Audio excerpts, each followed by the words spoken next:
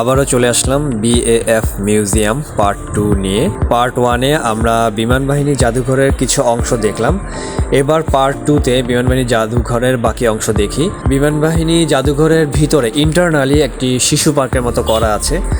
সেখানে বাচ্চারা খেলতে পারবে, ছোটোখাটো বিমানেও উঠতে পারবে, তাদের মনের মতো করে আনন্দ করতে পারবে, মজা করতে পারবে, খেলাধুলা করতে পারবে, অনেক কিছুই তাদের জন্য রয়েছে সেখানে।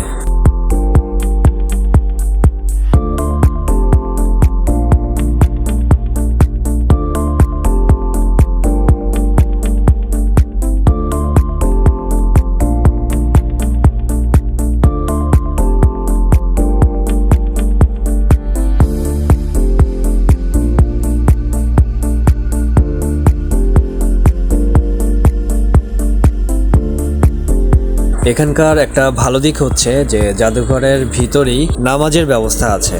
আপনি চাইলেই সময় মতো জামাতে নামাজ আদায় করতে পারবেন। পাশাপাশি খাবারের ব্যবস্থাও আছে, খেলনা কেনারও ব্যবস্থা আছে।